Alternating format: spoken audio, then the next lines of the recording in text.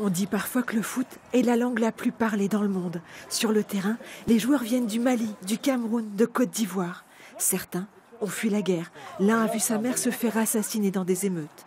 À 15 ou 16 ans, ils ont quitté leur pays, seuls, le temps d'un match ou d'un entraînement. Ils oublient tout. Moi, je trouve le foot vraiment génial. J'adore. Ah oui. Grâce à le foot aussi, j'ai connu beaucoup d'hommes en fait. Oui. Ouais, c'est du sport aussi, c'est le sport de mon entier. Si ta cheville elle est comme ça, le ballon va partir soit comme ça, soit comme ça.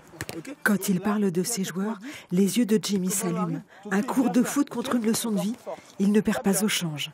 Pardi. Pour eux, tout n'est pas facile, ils arrivent dans un pays étranger, souvent sans rien, sans personne, donc du coup voilà, ils sont tout à refaire.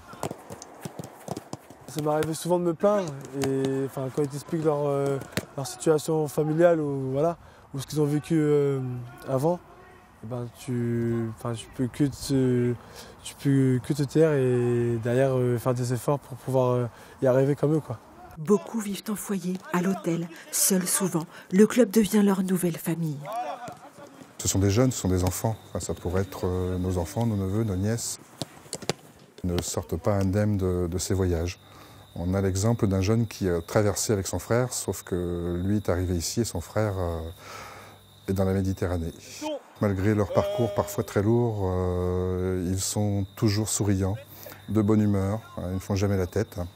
Quelques secondes quand ils ont perdu, mais après on passe très vite à autre chose. Et ça c'est vraiment, même pour les autres joueurs qui donc sont nés en France, c'est aussi un exemple. Si vous êtes collés les uns les autres, c'est pas possible.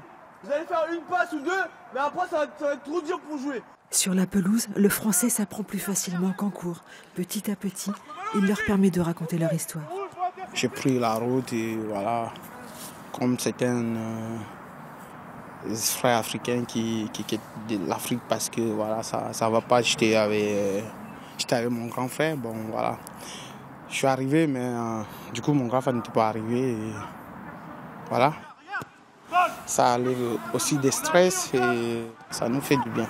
Si administrativement on les appelle mineurs non accompagnés, là, ils jouent, ballon au pied, tous redeviennent les enfants qu'ils auraient dû rester.